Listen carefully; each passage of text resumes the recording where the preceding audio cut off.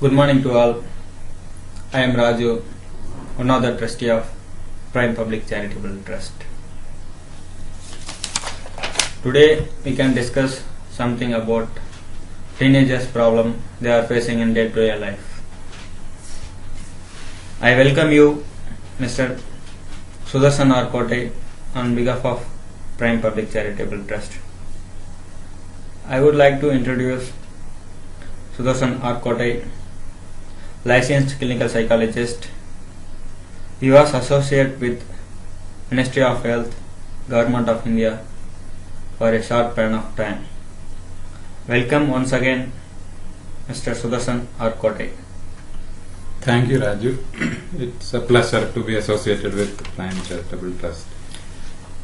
Mr. Sudarshan Arkote, according to you, what are the important problems faced by teenagers day-to-day life? The more than problems, I would like to refer to these as stresses, basically, because every one of us will face some problems in life. Every one of us we are facing Some the problems. stresses. According to the teenagers, main stresses they are facing in day-to-day life? Because teenage as a stage of development is very critical in life, because Yes. it's a period when lot of changes are taking place in the individual. So when at this point of time they require more help from significant people around them, so every problem becomes a major stressor in their lives. I think the major stressor that teenagers face in the contemporary scenario, it's basically academic pressures, Yes. because of the tough competition to get seats in professional colleges, and also larger unemployment that is prevalent. So every parent puts lot of pressures on the child to secure a seat in colleges, or that is the main pressure that they face. And in doing so, the parents as well as teachers forget sometimes that it's also an age, it's also an individual who has other concerns also. It's not something a robot where they are being trained to bring out good marks and get a seat. So there should be the lack of concern on the part of parents and teachers on other aspects of development. That I think it's much more. It becomes more problematic for the children. Can you explain detailedly about other aspect of your pressures? Okay. So basically, I have seen in many homes where the parents compare their children with that of their other children. Maybe a younger boy, they will compare with the older one, that this younger boy is not studying, he is not up to the mark, you should get good marks, you are not doing well in academics. So that comparison is always, it will affect the children very much, because it's a growing child. His self-concept will be affected, and everybody is different. So it's very important for all of us to accept the fact that every individual has their own abilities, their own capability, their own strengths, and their own weaknesses also. So the parents should also be concerned about the emotional aspects, the social life of the children. They should also be allowed to introspect themselves, and also understand themselves, and also make friendships, and understand the realities of the outside world. They should not be restricted inside their home, just like a robot, reading books and getting marks, and because beyond that there is a world. So they have to face this world in their later life. So the parents has a responsibility to make them more capable in facing the larger society, rather than becoming too much restricted to their own studies and other individual concerns. Okay, good. As a clinical psychologist, What do you suggest to overcome these problems? Because when the parents as well as teachers does not pay attention to the individual as a whole, that they are only focusing upon the studies and academic achievements, there is a larger tendency on the part of children to become very stressed because they have other concerns to share, because it's a changing period, it's a critical period in life where the person is changing from a child to an adult. There are physical changes, sexual changes taking place. They are feeling attracted sexually, so they may form romantic relationships. They may be feeling more responsible towards the family. They have strong ideologies. They will come out with, they will resist the authority of parents. They will not obey them. So these are all changes that take place. So there the main focus should be to make the person adjust to these changes. So there is a role on the part of the parents, because they are the parents and teachers, because it is with the parents and the teachers the children spend most of the time in their Yes. in these years. So the main concern should be to have a very open communication with the children. Like they should be more empathetic and should understand their problem from their own perspective, because the parents have gone through the same age, they have grown up through these phases, so they Yes. should at least understand things from their perspective, how their changes are taking place, how they are thinking. So at least empathy into their world and thinking from their context, that will help in understanding them better and addressing their concerns. You ask the children, basically it's simple. It's like after coming back from school, the parents can just ask them what happened at school, or how was the day, and who are your friends, are you having talk about general freely and try to bring out issues that are relevant to them, because the communication should be on the level of the child. It should not be on the level of the adult. So that way the parent can become a good friend, a good guide and a good philosopher. So that way parents and teachers can go a long way in helping children cope up with their issues. Okay, thank you, Sudarshan. According to you, can you explain how to improve concentration of students in their studies? This is a very common question and common concern for every parent and every child also nowadays. So attention and concentration in studies, that basically it is dependent on many factors. Like I would like to say, it will depend on many situational factors. So if we take a child, he's a system. Like the system consists of a larger ecosystem, like the family, then the larger immediate neighborhood, the school, and comes the larger society. So from where they come from, what are their, and the economic conditions. So the more the children are children are supported by these larger forces. Like in the family there are issues like alcoholic parents, or there are all the time there is quarrel between the parents due to some issues. It happens basically, it happens in most of the homes, in many homes. And also at the school, maybe they are bullied, they come from low caste or caste differences, they are discriminated in the school on the basis of caste, religion, or socioeconomic background. These are all stresses that will affect the child, and it can decrease their concentration. So these are all larger forces. So when we look at a child, we should look at from a very holistic perspective. What are the larger forces affecting? And also individually, if you ask what are the concentration, like good sleep, like we should say, like activity scheduling, it's very simple. Like plan the day routine and sleep at a particular time, wake up at a particular time, eat healthy food, and also if you are also there can be play, physical exercise. These are all ingredients which will help in concentration. If you are going for yoga, meditation, that is very very useful in increasing the concentration. And also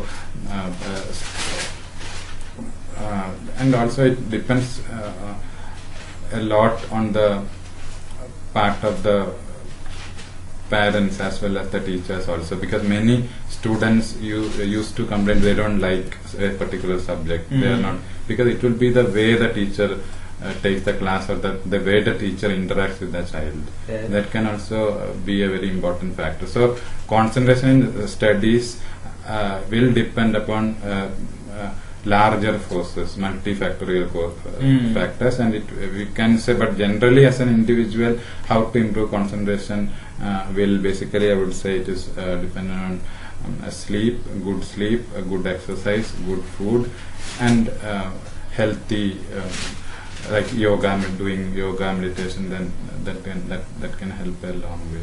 Thank you. According to you, what should be the ideal relationship between students, teacher and parents? Can you explain in detail about this one? Because for a child, parents and teachers become the most vital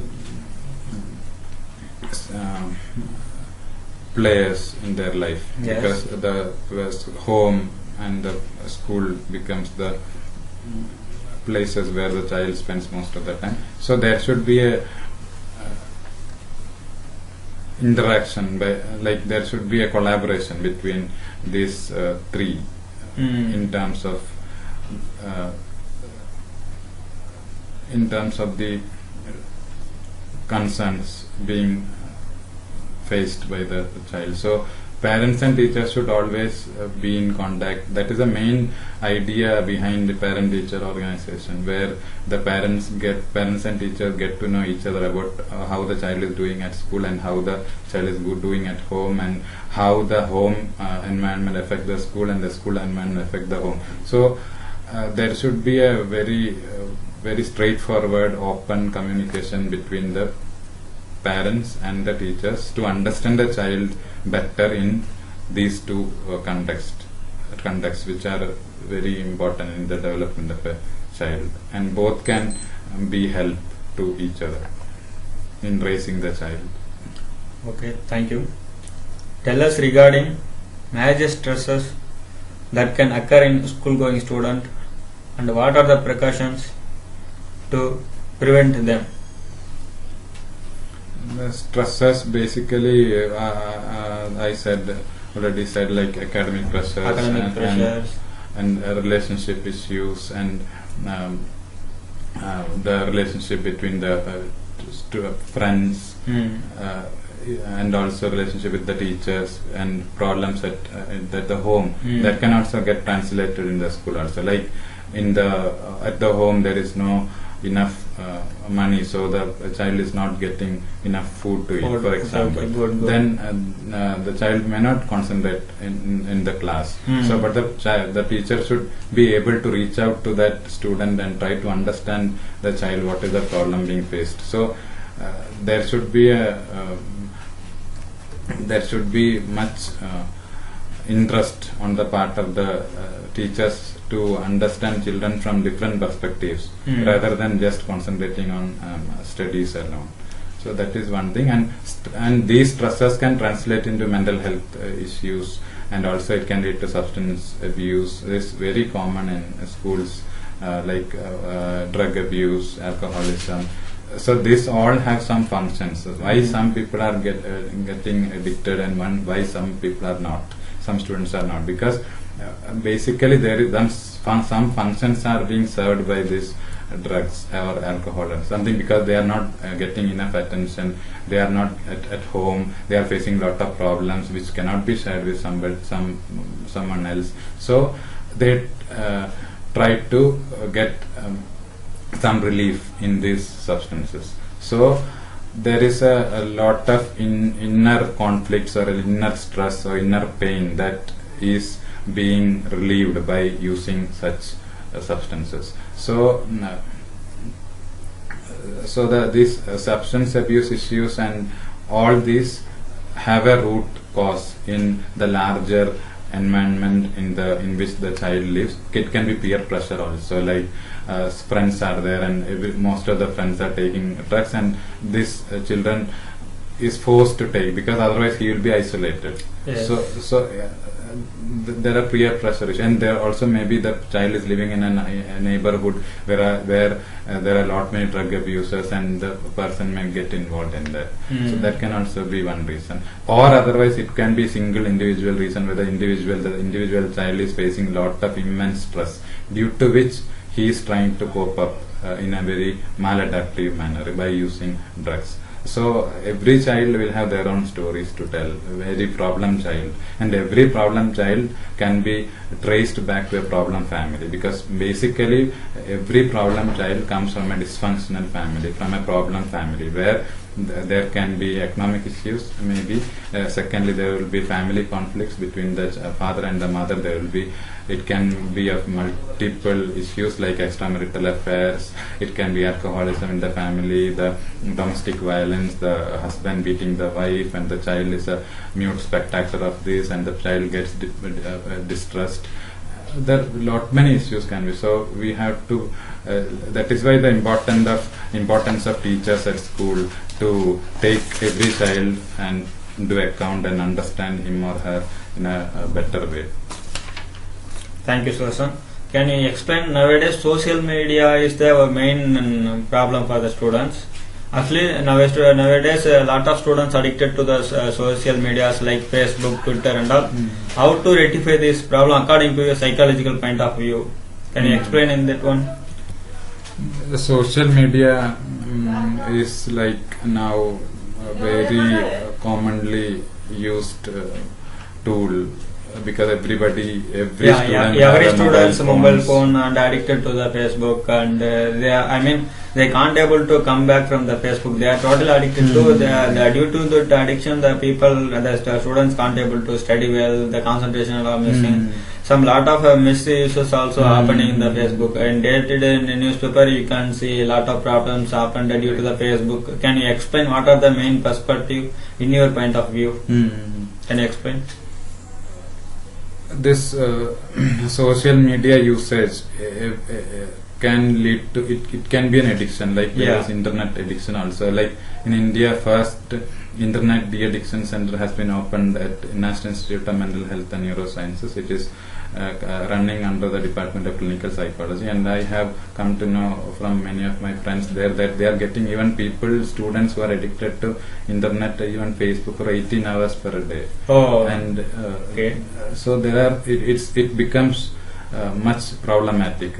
It's very true what you said. So most of the children now have smartphones, and they are always hooked to the Facebook. So I would like to say that the main reason why people use Facebook is due to the it opens up a wide range of opportunities to connect with people and to express themselves. So the main strategy to reduce to every technology has its own merits and demerits. So social media also, when it is used to optimum, it can help everybody to connect to somebody who is in whom they need to be connected. So basically the main strategy should be like I said, every behavior has got a function. Why somebody is more addicted, spending more time on Facebook? Maybe one is there can be issues like the child is not having much friends in the real world to connect to. That can be one reason. And secondly, it can be a kind of coping mechanism to cope with larger problems that is being faced by the child.